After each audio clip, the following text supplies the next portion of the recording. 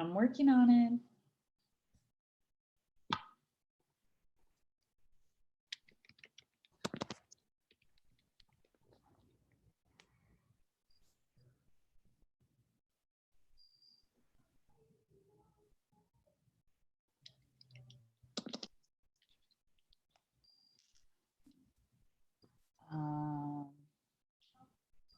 I think this is us on YouTube. I was trying to log on to see here. Hold on. I think it's a little delayed though. I think this is us on YouTube. I was trying to log on. It's live on YouTube. I think it's a little delayed though. Yeah, so what's going on? This is us on YouTube. It's slightly delayed. It's live on YouTube. I think it's a little delayed though. Yeah, so what's going on? This is us on YouTube. It's slightly delayed. Okay. Shit. Did it just freeze? No, okay. Can you talk? Test. Okay. Test.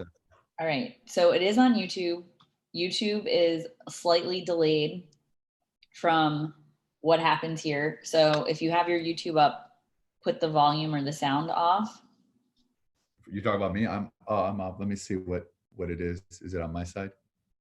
It might be on my side. I don't think it's on my side. Technology. No, everything's fine. It's just slightly down. So I was saying if you had put on YouTube, it's not exactly live. It's a couple seconds behind. So don't try and watch the YouTube is what I was saying. I'm not watching YouTube. Okay. I have the YouTube up so I can monitor the comments at the same time. All right. So we're like technically live right now? We are live. We've been live. I'm sure there's have to be some kind of editing that will have to work into this one. So I haven't started the podcast though. Right. Okay. So we might just delete that video. Got it. So first of all, if this is the first time you're on the YouTube, please subscribe to the channel as we are trying to work out the technologically. It feels like I'm live all the time, every platform, and my head is spinning as well. My name is JT Fox, world's #1 wealth and business coach, serial entrepreneur, a private equity investor, property investor as well. And this is my co-host, who's also the CEO, Francie, also known as The Pack. I am in downtown Chicago. Might as well take you guys here a little bit. That's just one of the windows. As you can see, this is like one of the windows there. It's Trump Tower right there. As you can see, very nice thing. So now you got an idea of what it looks like. And then I can continue, make it a little bit interesting here on the live. And so every day I do a podcast that's called All the Business News in Less Than 7 Minutes. Gives you the business news just as you know it all over the world. Every day I do a Facebook Live at 4 p.m. Eastern time, and 6 days a week, why not 7 days a week is beyond me. We do a webinar at 10 a.m. Eastern time where there's no high level selling as well. So this is our other podcast, which is our weekly podcast, which is called All the Business and Success News.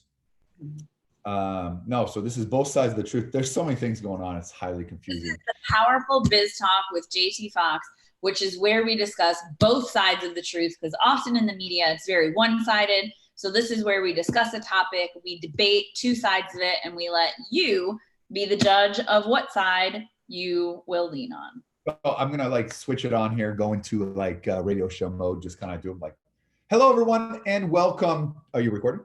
No, wait. Siri thought you were talking to her and she just freaked out. Hang on. Turn in the JT Fox switch. All right, here we go in 3, 2, 1.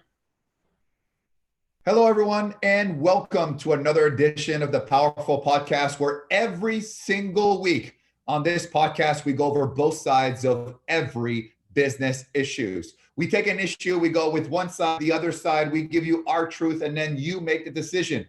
Too much of the media is one-sided, and we live in a world that if we like something, we agree with everything they say. If we hate someone, we agree with everything they say, and that is how racism, stupid business decision, and that's how you really don't grow. So on this show, we go over both sides to show you that, you know, there's two sides to every coin as well. I also have another podcast every single day, which is all the business news all from all over the world in less than 7 minutes. That's every single day. And of course, I'm live on Instagram and Facebook at 4 p.m. every single day as well, giving you, doing some live coaching as well. On this show, my co-host is also my CEO, Francie, aka The Pack. Very opinionated, very powerful. And if it was up to her, we should all die because only the strongest will survive. If you have been listening to the past podcast, Francie, welcome. Hello. This is quite the feat to be doing this now live streaming on YouTube. So this is going to be interesting to actually have people watching us debate live. Going to be good. All right. Do you want to start it off, since I always seem to start it off? Yes, I actually will start it off. So recently, we know that we are now down to one Democratic nominee, or one main Democratic nominee for the election. Just came out that the Democratic Party actually did a poll, and now the Democratic Party would prefer to put Cuomo in as the nominee. Now, do you think that this is something now Cuomo said about a month ago that he did not want to run for president? However, in the past month, now he's been on television pretty much every single day. They're streaming, every major news is picking up what he's saying about New York City across the United States. So he's getting a lot of exposure. Do you think he should take advantage of that opportunity now that he has the exposure? The Democratic Party, wants him and thinks he has a better chance of going up against Trump, or should he just stick with the, no, I didn't want to run for president and leave it alone? Okay, so Cuomo is the governor of New York New York State, in case those of you are wondering. The answer is no, and no for a couple of reasons. Number one, what you are dealing with right now is kind of the same thing Rudy Giuliani was dealing with when 9/11 happened. He was on the way out and came into 9/11 and people elevated him. Well, we now know how Rudy Giuliani is, some of the crazy comments and the type of person. I know Rudy Giuliani. I've met him. We've had at our event.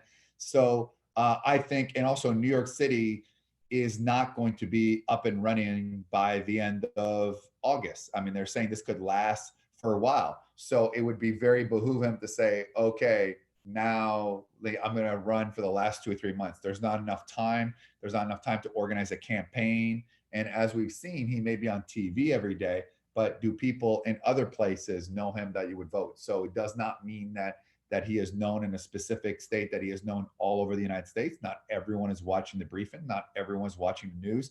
And to orchestrate a last second campaign like that, I mean, look at Mike Bloomberg. He spent over $700 million to get the people aware of him.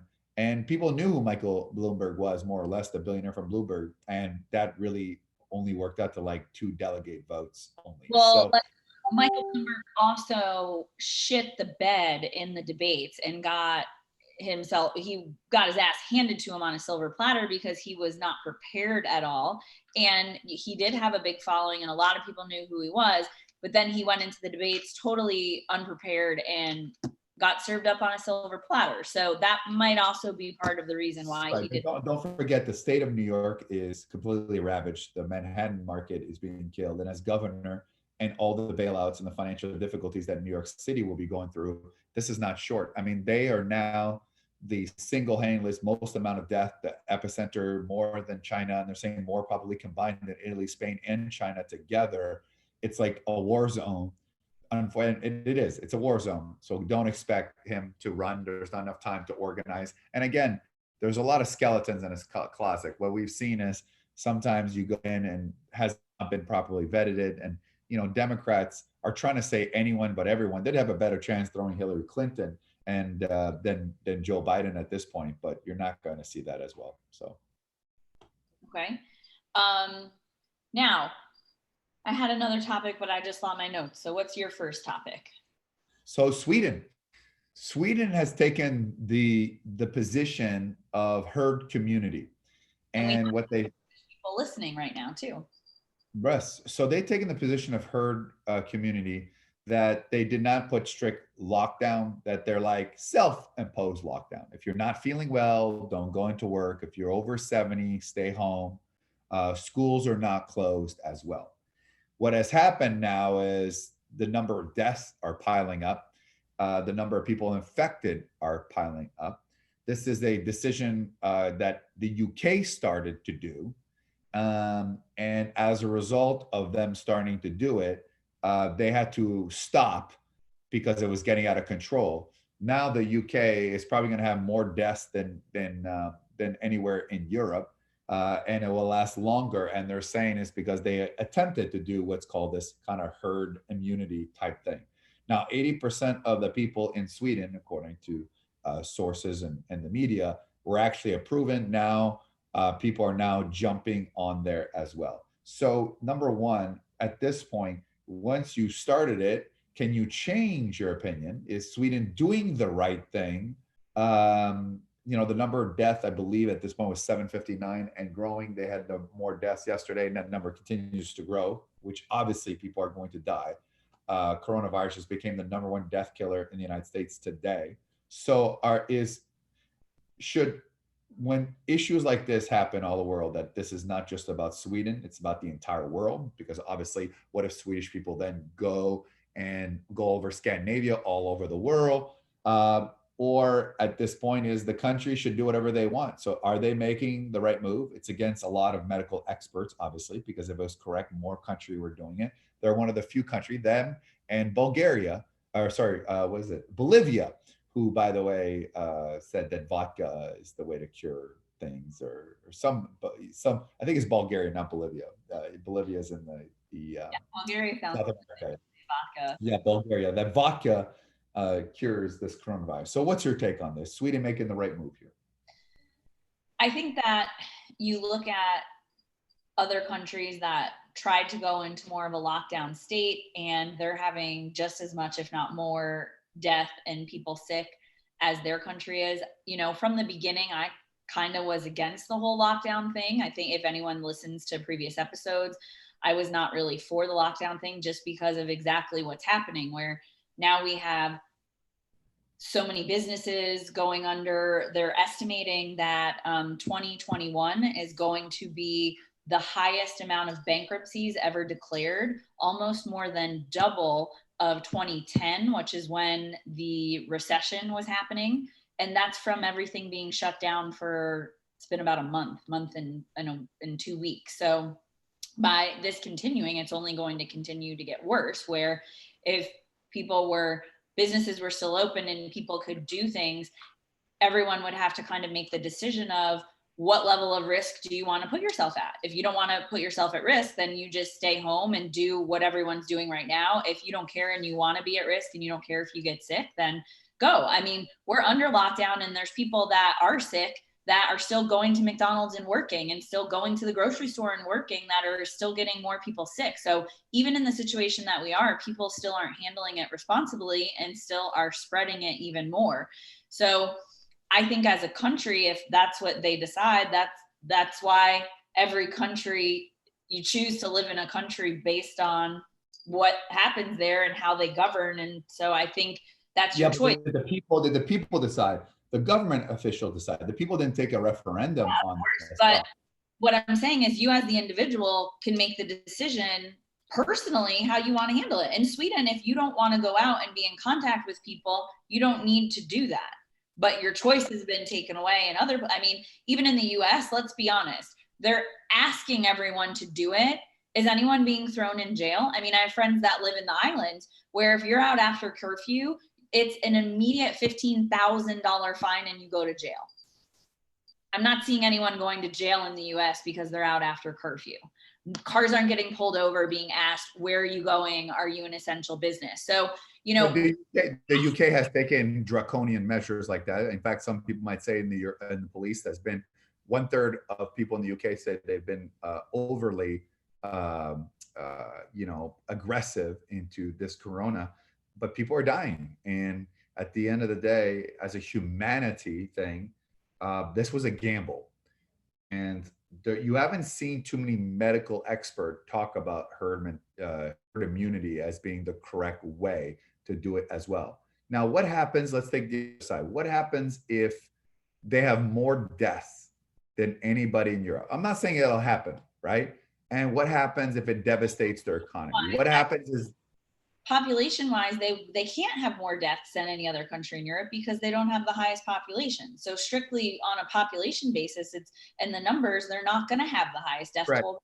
Okay, so they have 10 million people, and Stockholm is over 1 million. Which, by the way, but think about also the consequences where a lot of the business in Sweden is also tourism driven. So what happens if this failed experiment goes back and the branding goes around and how bad it is? Like, would you take a vacation in Venice right now, I mean, or even the summer? Well, you would go anywhere, but most people going to Italy or Barcelona, it's probably the furthest thing from their mind, even though they're two beautiful locations. I mean, prior to this coronavirus, Italy and was one of the Milan, one of the hottest areas in terms of the market of people wanting to move there. So it's a very big risk, not only for the population, but were they thinking about the future potential ramification if it does not work out?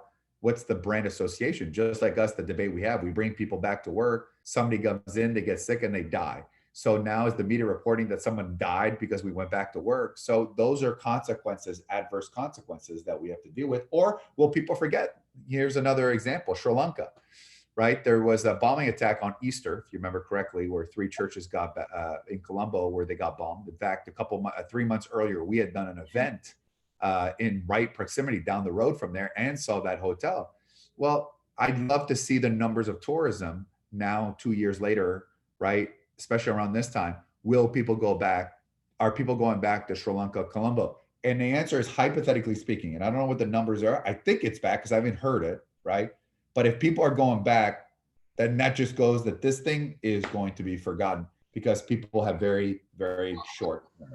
Because if you want to talk about attacks, I don't know exact numbers, but I would say out of everywhere that we travel, we've probably heard of the most incidents happening in London, right? Of some sort of terrorist attack happening in London.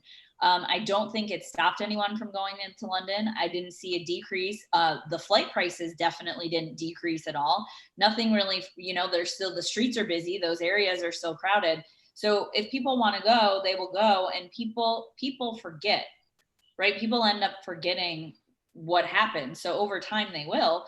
I think the other thing that nobody's really talking about or taking into account, you're doing all these curfew, the countries and cities and states and places that are doing all these curfews.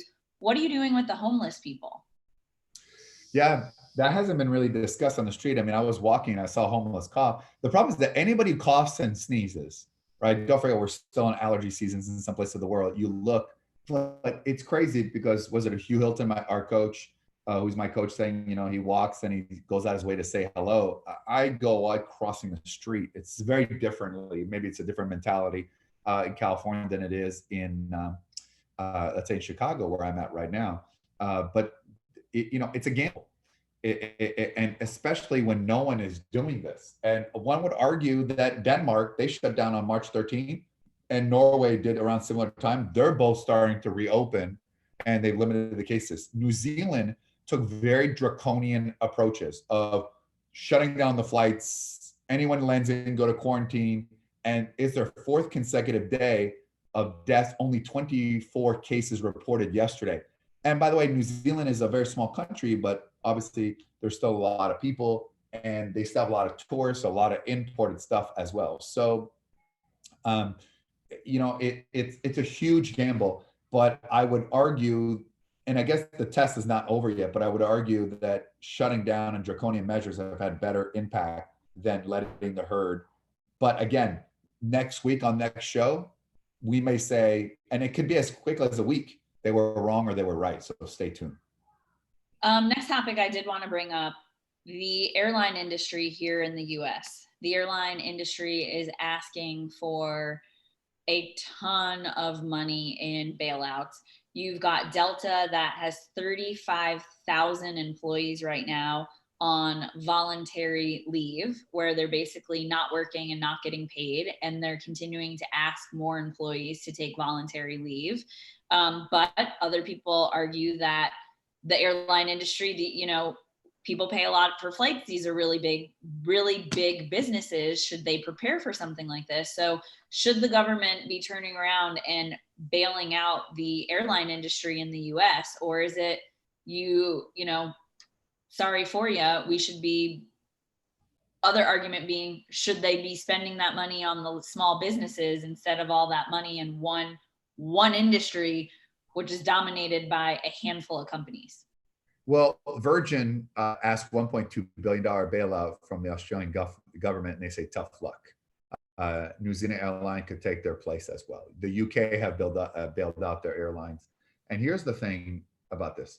So the airlines have enjoyed record growth and record profit. And one part of the problem now is that many of them did stock buybacks, and by buy back the stock, they're taking money profits that could have maybe put in cash reserves and to make the stock more valuable, which means better for shareholder, better dividends, better everything. But here's the problem. These were not man-made problems. This is a pandemic. It's not the airline's fault. Now, if you have an airline that did not do very well because of mismanagement or a stupid decision, or they bought fuel in the wrong place. A lot of times people buy fuel on contracts and they're locked into a certain contract over a certain time, and then the prices are super low, but they're still super high, squeezing their profit. It's not just one airline, it's every airline as well. Now, let's just assume that you get rid of all the airlines except a few ones that survive. Well, what do you think is going to happen to the price? It's going to go up. There's still a lot of people that that are going to lose their job and are not going to find another job as well. So are airlines too big to fail? The answer is yes, unfortunately. And as much as a lot of people hated that the banks were bailed out, if the banks weren't bailed out, we probably wouldn't have enjoyed 11% growth. And so that is the caveat. In the world that we live in today, small businesses are expendable. Big airlines, all over the world, they take a big portion of the stock market. They hire a tremendous amount of people. They're important to the necessity of travelers and business to do business all over the world. So unfortunately, I have to say, yeah, if it was their fault, I probably would say no, but this is not their fault, just like it's not the fault of anybody. But here's the thing, in situation, we are in a triage situation. And the triage situation is some people live, some people get a ventilator, some people don't, in the cases of high apex, and that's where we are right now. Small business, as much as I hate it, are expendable. The big airlines and the big companies are not. Just like Boeing, as much as it sucks, they made a lot of mistakes. They're essential to the defense of our country. Did you see how the small business loans? Obviously, we had looked at all that stuff, but we didn't apply, weren't going that route to take a small business loan. Banks have already said, we're not taking any more, we're not doing any more loans on the loans that were supposed to be a part of the stimulus or relief or whatever you want to call it, that banks are now, Wells Fargo is one of the banks that is not lending to doing any more of those loans to bail out the small businesses. Well, first of all, they will. Here's what's going to happen. President Trump, the way he is, based on his style, and I'm speculating, but we'll call them up and like, you need to give loans or we're going to destroy you. You take a look at the Saudi Arabia and Russia thing. They came to terms. You see the drug thing, not wanting to send in India.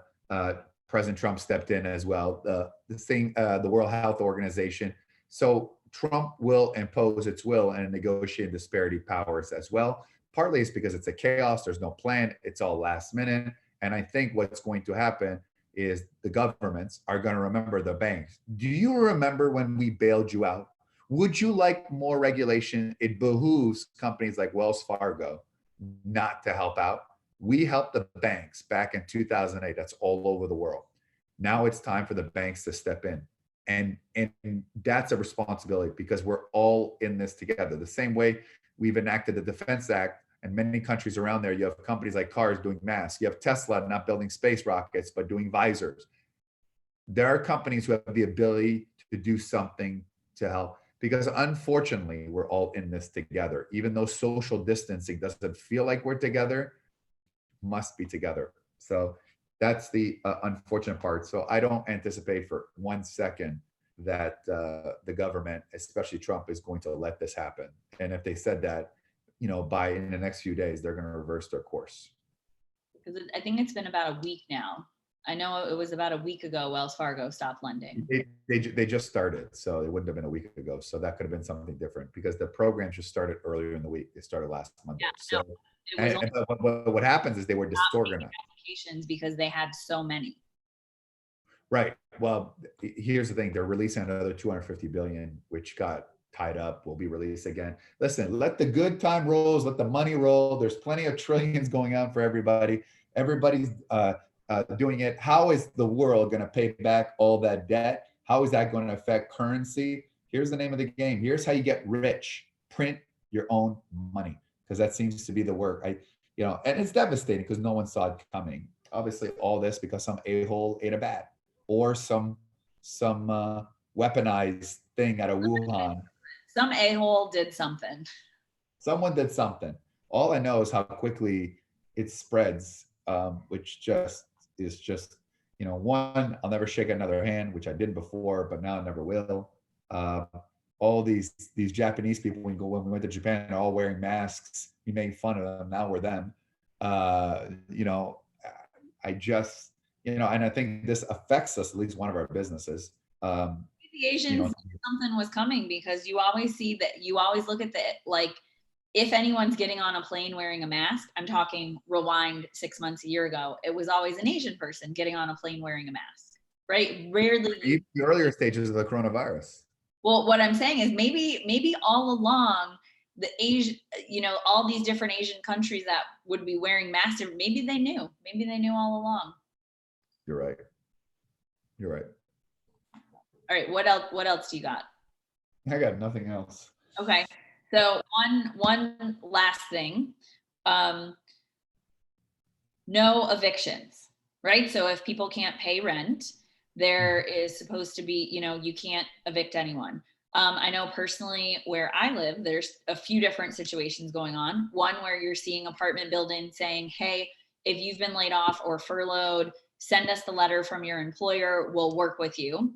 However, in a lot of college areas or apartments known to rent to college students, colleges have closed. Most colleges in different places have announced, they're not starting back until the fall. There's no summer classes. So those students have left and gone home. A lot of apartment places in a lot of different college communities are still demanding rent. Your question is? Your question is? Should they, you're renting to a college student. College students typically don't have jobs. It's typically the parent paying for it. Should they be able to still ask for the rent, or do they need to also, well, first of all, there are a lot of them.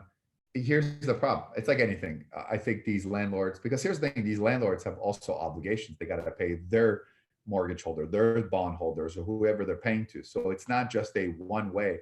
It affects everybody down the line. Just like when a car manufacturer shut down, it's not just about the car. It's about the parts that supply the part. It's about the people selling the car. So it's a supply chain thing from start to finish. In this situation, I think if there's some personal guarantees, you can bet for sure that some people will go after once this is going, or say offer of settlement. If they've got no money, and then they'll forget they don't live in the town, they got to go, they got to serve them and stuff like that. I think the court system will be inundated when this is over, and there's a lot of people who are abusing of the process as well. So as a business owner, it's a case by case basis.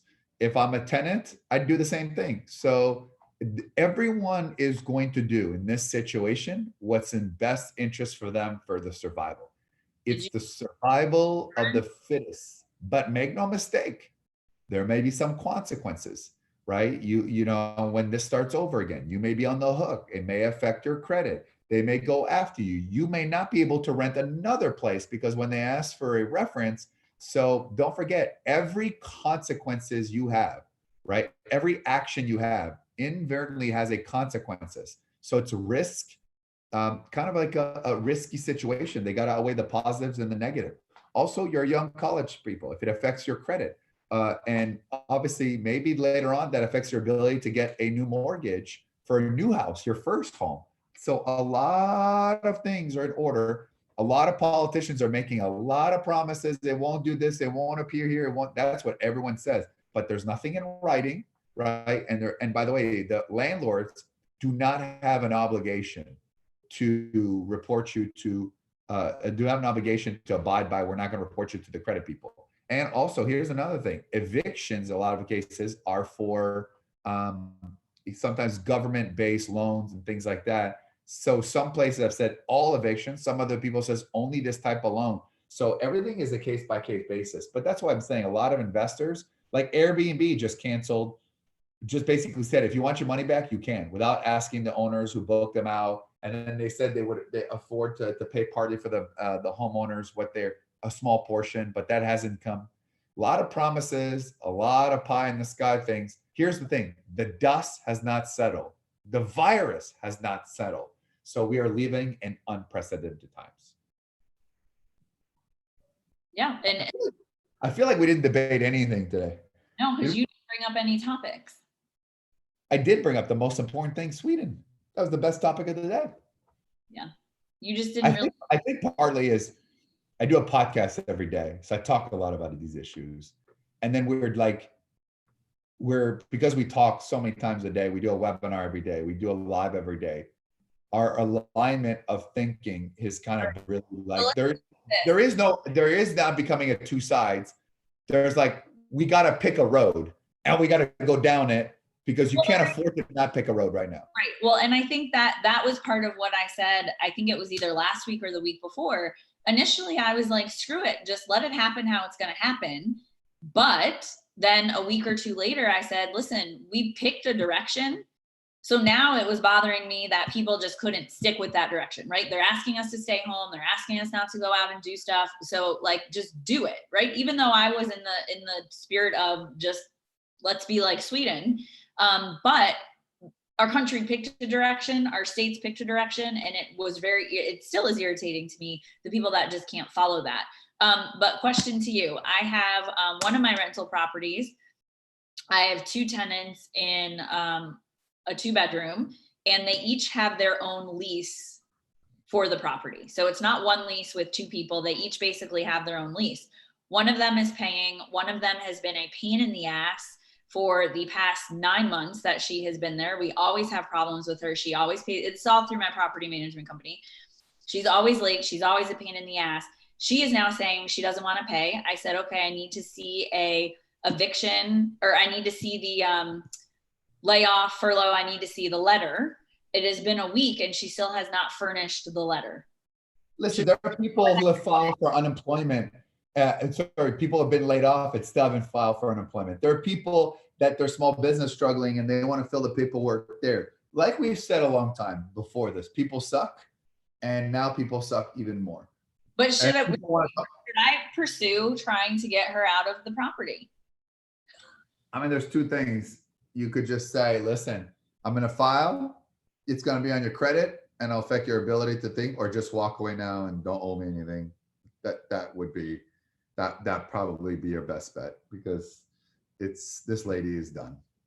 That lady is done. And she's not paying rent, hasn't furnished the leather, and wanted to know if she could paint the living room a different color. And I was like, you've lost your damn mind. You're gonna hear a lot of stories like that, which at the end of the day, some of the greatest opportunities here are gonna come forward to in the next few months. I mean, I'm already seeing it now. We're 2 weeks in, so it's going to continue. Which, it's interesting because this is supposed to be a debate show, but I don't think a lot of issues are black and white anymore. I think issues are everything is gray, because we don't know what's going to happen, right? And so you don't know. Can you say, oh, Sweden, good call, or not good call, because we're not at the end. So we're speculating in between. We don't know what's going to happen. And that's the thing. We don't know what's right and what's wrong. And sometimes this show's about debating both sides and then deciding the truth. I don't think there's time to debate issues right now. You need to just pick with something and stick with it. And I think that's what's interesting. We were this opinionated society 2.5 weeks ago, 3 weeks ago, arguing about everything. And now it's more like, here's the way it is. And the common sense right now is more important than debate. We have to do practical. We have to do shortcut. We have to do, it's a whole different world. And I think now, because a lot of us have a lot more time to think, so you're not debating, you're strategically thinking. That's the difference between before. Should I do it? Should I do it? This one side, that now it's like you have all this time to think, which I think for some people they've never had or now have the opportunity to have. I do think at some point, two things. One, I think there's a lot of people that still haven't been affected at all. They still don't personally know anyone that's sick. There's a lot of people that haven't lost anyone. There's a lot of people maybe that are younger and aren't really thinking about people in their life that could be impacted. So I think there's still a lot of people that haven't directly been impacted yet. So they're not feeling the severity of it because they haven't been affected by it. The second thing is, from one thing I do think Sweden is going to come out on top of is we're going to get in a place, if this extends into May, or goes through May or into June, where we're going to start to have a lot more issues with depression, mental health, anxiety, just people that probably already, I'm a person that I'm pretty happy. I don't have anything to complain about. I live a great life. I'm so blessed. But being so alone now for so many days, I can already see myself experiencing really, really bad depression moments at points. And I know there's a ton of people that already suffer with depression, that live alone, that don't have people to go see. And there's going to be a second wave of the impact of this, which is going to be people that suicide. We're not even talking about people that may be in domestic violence issues that now are stuck in the house with someone. So there's going to be a whole other secondary wave, not about the virus, but being impacted by those countries where people are on lockdown, stuck at home, can't go anywhere, can't socialize. And I think that's a whole other issue that I don't necessarily think people are forward thinking through. How are we going to deal with that? Or the other side is, when this is over, are some people can't wait to get back to work and they're productive, more productive than they've ever been because they have the fire. And some people are just naturally lazy because they've been on quarantine, lockdown for a long time. So those are the issues. That's what The Powerful is all about, debating both sides of every issue. Every single day on Instagram, 4 p.m. I do some live coaching every day except on Sundays. We do a live webinar. Free. Winner is Sir Puppy. The luckiest dog in the world, who doesn't have no care in the world, the most expensive puppy in the world. That's what happens when you are quarantined. You buy expensive puppies. So every single day, remember, success is not a matter of chance. It's a matter of choice. Please remember to give us 5-star ratings. That's usually Francie's line, but I got to go save the world. Have a great day. Tell all your friends. And nothing is more powerful than the truth. And don't forget to listen to my daily podcast where we don't debate. I just tell you how it is. Be everywhere we are at all times, seeing us live for all the reasons. We'll see you social media next. All right, everyone joining us on YouTube, thanks for joining in for the debate. Stay tuned for where we'll be streaming or doing our Powerful Live next time, and we will see you then. Joining us on YouTube. All right, see you later.